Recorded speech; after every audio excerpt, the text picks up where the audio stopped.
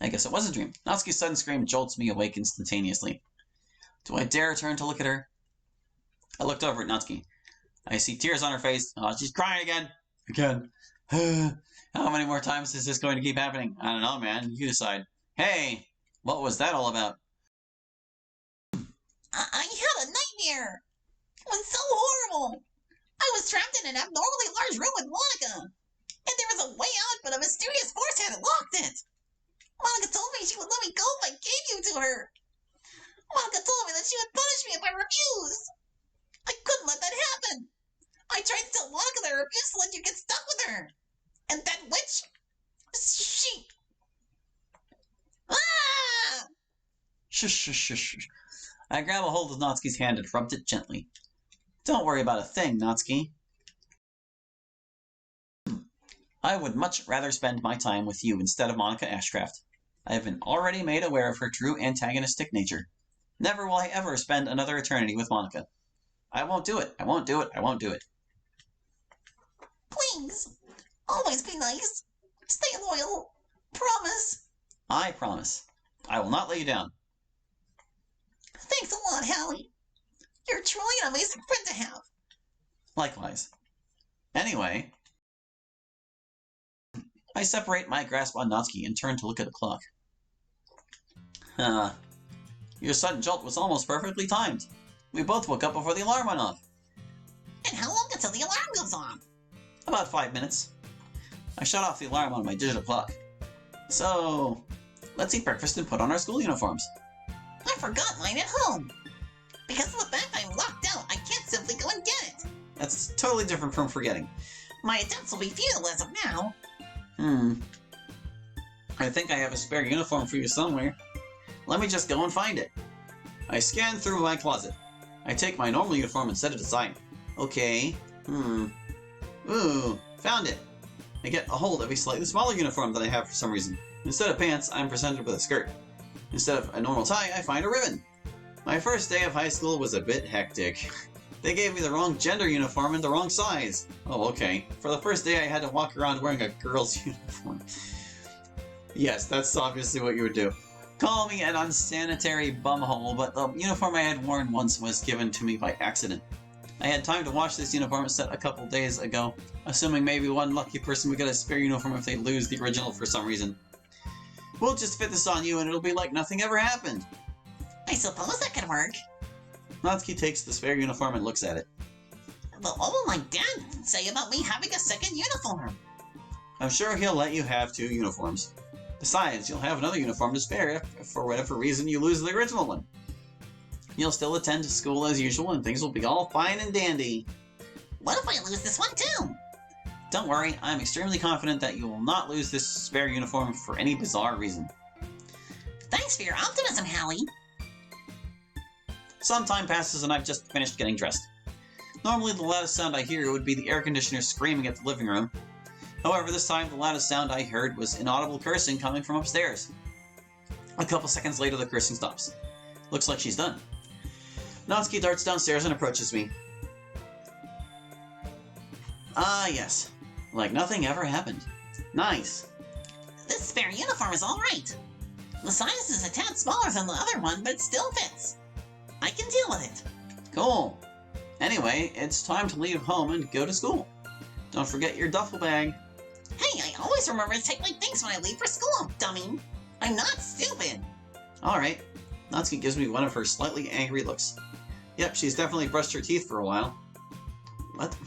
Her fangs sparkles in the brightness of the room.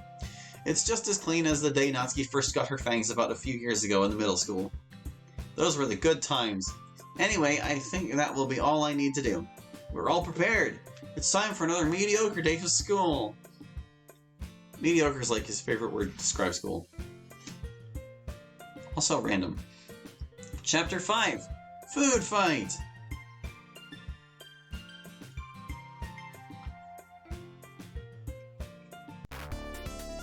Ah, lunchtime. One of my favorite times of every school day. You get to talk with friends and contemplate how life is coming along thus far. It's an endless cycle of wandering around outside, sitting to munch on stuff we bought, tossing them out, and waddling to the next class. The process repeats. and nothing new and exciting would happen. But one day, the normalcy at lunch was interrupted. Recently, the club had created a designated table just for all of us to spend time with each other during school hours. I personally found this to be a great idea since I always sit in the most random of places every day. I've grown tired of not being able to find a personalized seat just for me alone. To be honest, Suri was the one who actually made us a designated table at lunch. This arrangement turned out alright for the most part, and it's only been 3 whole days since Natsuki spent the night with me.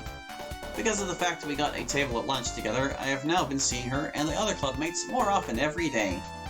I just wish this seating arrangement would last until the end of the year, but I highly doubt that's going to happen. What do I mean by this? Well... Hey, Sayori! What's up? I bet you can't make a sentence without the letter A. You thought you just did something there, didn't you? Well, sorry to burst your bubble, but no more sentences can be constructed without employing the first letter of the English lexicon. Oh. How about you, Yuri? You might prove me wrong, but it looks like you seek the opportunity to ridicule our intelligence if the experiment results in us not succeeding to solve the problem you think nobody experienced or thought of, thus to consider yourself superior to others. I regret to inform you of this sorrowful truth, but people genuinely possess the omnipotence to write or pronounce the unlimited number of proper sentences of the corresponding linguistic units, whilst dodging the necessity to use the most common... I missed some words. This is just a stupid meme anyway, I don't really care anymore. Also, linguistic is spelled with a G. Yeah, I genuinely believe this sentence is true. It's indeed possible to construct lots of word sequences without using the first letter of the English lexicon. Well, there's my lesson for today. Anyway, I'm gonna go to the bathroom. I'll be right back. Okay. I get up and waltz to the bathroom. As I re-enter the building, a certain green-eyed abhorrent individual emerges from behind the fountain. And then, basically, there was trouble. Hey, what is all this? Oh, hey, Monica.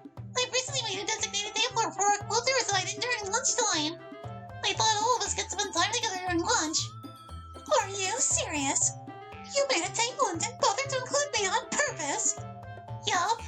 I didn't include you because you're a meanie. Meanies aren't allowed to sit at our club's designated table. I agree. You're not to be trusted anymore. Definitely not after you effectively fired Sayori a few weeks ago. But you should go find somewhere else to sit, you villain. Okay, let me get this straight. You created a table designated for the Literature Club.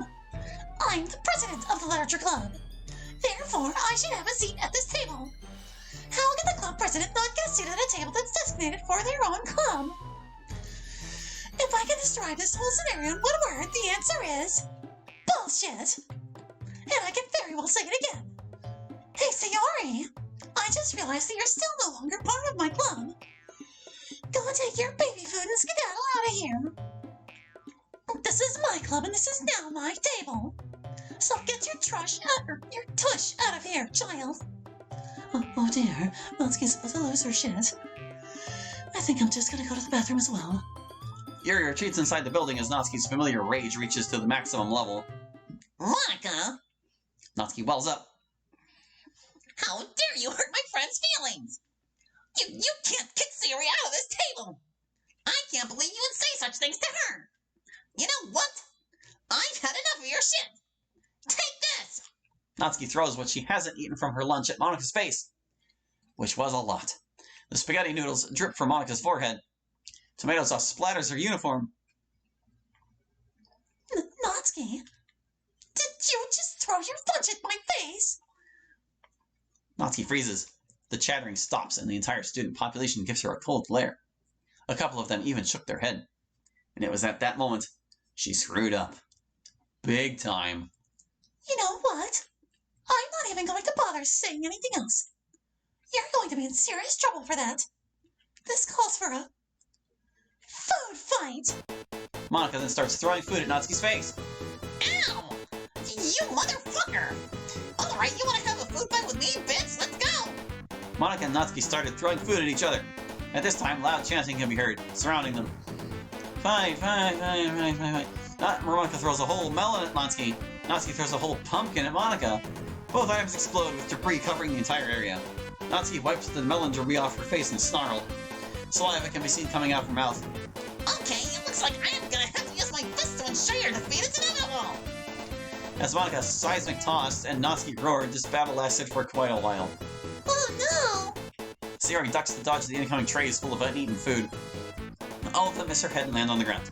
Several trays shattered and several trays shattered and uneaten food either became soggy or got covered in dirt, soot, mud, or bird poop. There are several things wrong with this sentence. The battle lasted for quite a while. A few moments passed, and 2 security guards finally sprang into action. They ran toward Monica and Natsuki. They pulled them away from each other. After separating them, the guards glared angrily at the 2 combatants. Break it up! Who was the person responsible for making this huge mess? Natsuki threw spaghetti at me. She did it. Nuh-uh! She refused to let Sayori stay at our club's table. We've seen the camera footage. Reels don't lie. Take a look. Then why did you ask? The second security guard shows Natsuki the footage. In it, she is seen throwing spaghetti at Monica's face, prompting the food fight to begin. Ah, so it was you who started the food fight in the first place. Care to explain yourself? Monica started it! She called for the food fight to begin! My ears don't lie! Well, you prompted her to start the food fight. Why did you do that? Monica tried to force Sayori to move, and I refused to let that happen!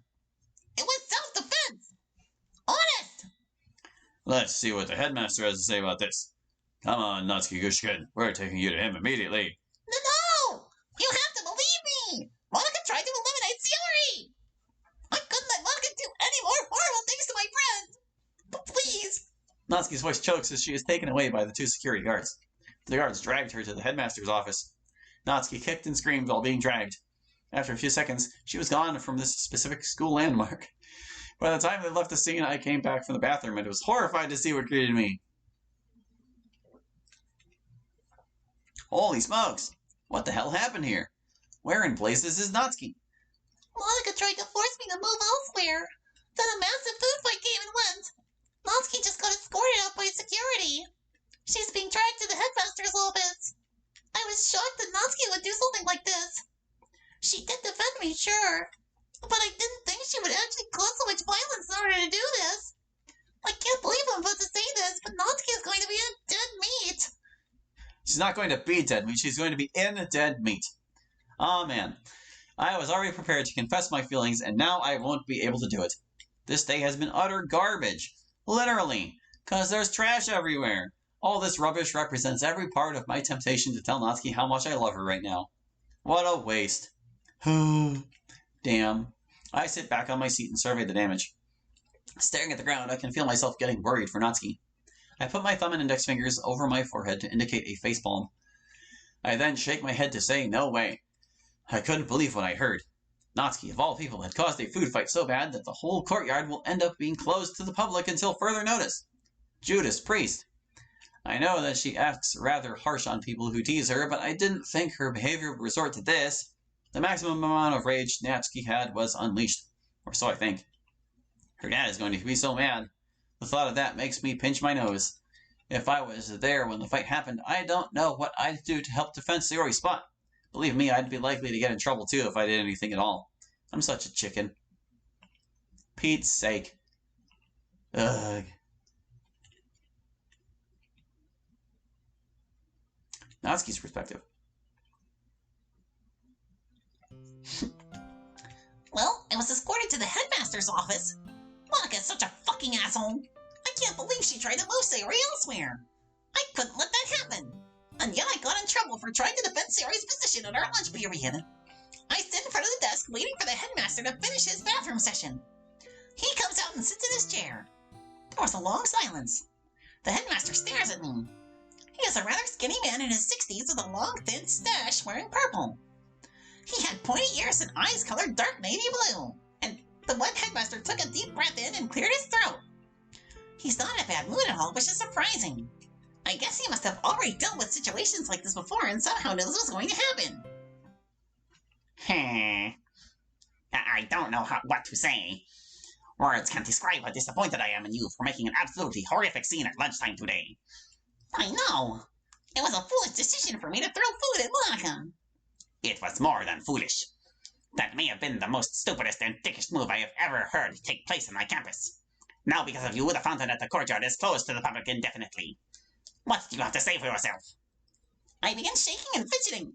My lip quivers. Nothing. I'm sorry. Nope, sorry isn't going to cut it this time, buddy. For this heinous act, you will be spending the rest of the day in detention. That means you can't meet in clubs. No, please. Anything but that. I don't want to go to detention. I now start sobbing hysterically. Rules are rules, Kishikin. I need to inform your parents about the consequences I've given you and why I feel the penalizations are justified. If you dare start any more fights, Natsuki, I will have to suspend you. Got it? Got it. Good. Now go to the detention room and stay there until the day is officially over. Wow. He hands me a red slip with the name and location of the room I'm assigned to. I stare at the paper with immense shame. I then walk out of the office. Why? This can't be happening to me. I shake violently as I march slowly to my detention. Words, I can talk. My dad is going to go apeshit. The manga and internet ban will return. And the kitten I got a week ago from Hallie. I shudder just thinking about it. Stopping in front of the room I'm assigned to, I stare at the red slip again.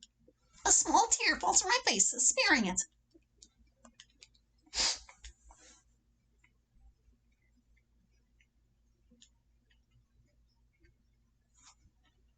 Two hours later.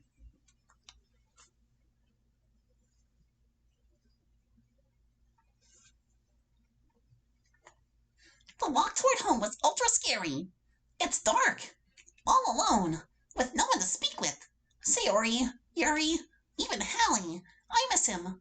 I wish I was bluffing, but no. I truly miss Hallie. Heck, I saw him today, but still.